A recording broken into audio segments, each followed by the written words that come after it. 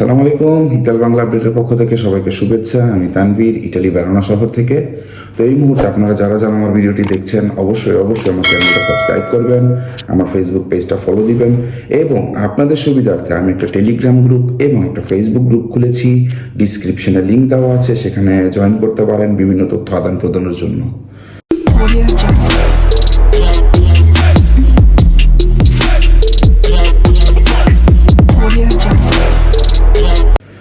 তো আজকে অনেকদিন পরে ভিডিও দিলাম, তো কারণ এতদিন একটু ব্যস্ত ছিলাম, কারণ আমার দেশে আসার প্রিপারেশন চলতেছে। তো যাই হোক, আপনারা অনেকে অনেক কথা শুনতেছেন। আমাদের এদেশের প্রধানমন্ত্রীর একটা ভিডিও দিছে ইনস্টাগ্রামে, এটাও আপনারা জানছেন অনেকে অনেকভাবে, কারণ আপনারা ইটালিয়ান ভাষা বুঝেন না, অনেকে অনেকভাবে মনে করতেছেন, অনেকে ভয় পাচ্ছেন। দেখেন, আপনারা কেউ ভয় পাবেন না, আপনারা কেউ ভাবেন না। উনি কিন্তু ওই রকম কোনো কথা বলেনি যে বাংলাদেশিদের ভিসা দিবে না, বাংলাদেশিদের নুল অস্তা দিবে না, বাংলাদেশিদের আর ঢুকতে দিবে না, কিংবা বাংলাদেশিদেরকে ব্যাক করায় দিবে, এগুলি কিন্তু কিছু বলেনি। উনি বলছে হ্যাঁ, একমাত্র বাংলাদেশিরা বেশি পরিমাণের ইটালিতে অবৈধ পথে ঢুকে, ইটালিতে ফ্লুসি নিয়ে ব্যবসা করে, ঠিক আছে। ইভেন কি বাংলাদেশিদের সাথে ইতালিয়ান মালিকরাও জড়িত আছে। এই জিনিসগুলি কারা শিখাইছে ইতালিয়ান মালিকদের? একমাত্র আমরা বিদেশিরা শিখাইছি। শুধু যে বাংলাদেশিরাই ব্যবসা করে তা না, কিন্তু সব দেশে এই ব্যবসাটা চলতেছে, সব দেশে চলতেছে। আলবানিয়া বলেন, রোমানিয়া বলেন, সব দেশে কিন্তু এটা চলতেছে। তো যাই হোক, এটা নিয়ে আপনারা কেউ ভয় পাবেন না। আর অনেকে বলতেছে যে বাংলাদেশিদের ব্যাক করে পাঠায় দিছে। আমাকে একজন লোক দেখান যে বাংলাদেশকে ব্যাক করে পাঠায় দিছে। ঠিক আছে, কাউকেই পাঠায়নি, এখন পর্যন্ত ওইরকম কোনো ডিসিশন হয়নি।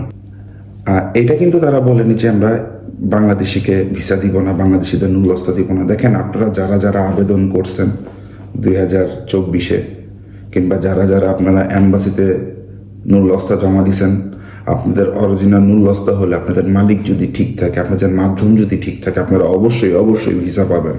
তবে হ্যাঁ, এই ক্ষেত্রে তারা দেখা গেছে আরও রেস্ট্রিকশন বেশি বাড়াইতে পারে, বিভিন্ন কাগজপত্র আরও কিছু চাইতে পারে, দেখা গেছে মালিককে একটা প্রেশার করতে পারে, মালিক যেন কোনো জায়গায় ভাগতে না পারে। ঠিক আছে, এইসব রেকর্ড পিছে যদি কোনো মালিক যদি কোনো মানুষ নিয়ে এসে থাকে, সেই মানুষ যদি তারা প্রেফেক্টুরাতে সাবমিট না করছে, মানে প্রেফেক্টুরাতে যোগাযোগ করেনি, সেরকম যদি কোনো রেকর্ড থাকে, তাহলে দেখা গেছে মালিকের নুলস্তা দিবে না, দেখা গেছে মালিকের ভিসা হবে না। এগুলি হয়তো বা তারা করতে পারে। এই জন্য যে ইতালিয়ান গভর্নমেন্ট আপনাদেরকে বলছে যে না, আপনাদেরকে ঢুকতেই দিবে না, ইতালিয়ান গভর্নমেন্টের দোষ দিলে লাভ হবে না, দোষ আমাদের। যেমন কর্ম ওরকম আপনারা ফল পাবেন। আমরা যদি খারাপ করি ইতালিয়ান গভর্নমেন্টের সাথে, আমরা কিন্তু খারাপ পাবই। বাংলাদেশিদের কোনো এরকম কোনো রেকর্ড নেই, ক্রাইমের কোনো রেকর্ড নেই, কোনো মাদক ব্যবসায় কোনো রেকর্ড নেই, এগুলি নেই। কিন্তু বাংলাদেশের একটা রেকর্ড হয়ে গেছে, জালিয়াতি রেকর্ডটা, নুলস্তা জাল, রিচিভূতা জাল, ঠিক আছে। এইগুলি একটা রেকর্ড খারাপ হয়ে গেছে। তো যাই হোক, এইগুলি যেন ভবিষ্যতে না হয়, আপনারাও বিভিন্ন ভালো মাধ্যম দিয়ে যাবেন। কারো সাথে মনে ওই রকমভাবে আপনারা লেনদেন করবেন না, ওই রকমভাবে আপনারা যাচাই বাছাই করার পরে আপনারা আপনাদের কাগজপত্রের হিসাব করবেন, কিভাবে ইটালিতে আসা যায় ওই হিসাবটা করবেন। শুধু যে আমরা ইটালি থাইকা যে এরকম জিনিসটা হচ্ছে তা না, কিন্তু বাংলাদেশের বিভিন্ন এজেন্সিরাও এগুলি করতেছে। এগুলি এজেন্সির দায়িত্ব হচ্ছে এটা আমাদের বাংলাদেশ গভর্নমেন্টের কাছে মানে আবেদন যে এই এজেন্সিগুলিকে আপনারা একটু চোখে রাখেন। তারাও কিন্তু অনেক মানুষের সাথে প্রতারণা করতেছে। তো যাই হোক, আজকে এই পর্যন্ত। আপনারা কেউ ভয় পাবেন না, আপনার আল্লাহর উপরে ভরসা রাখেন, কিচ্ছুই হবে না যদি ভালো মতো আসেন। ইটালিয়ান গভর্নমেন্ট আপনাদেরকে বলতেছে আপনারা লিগেল ওয়েতে আইসেন, আপনারা সমুদ্র পথে আইসেন না, আপনারা ইলিগেলভাবে আইসেন না।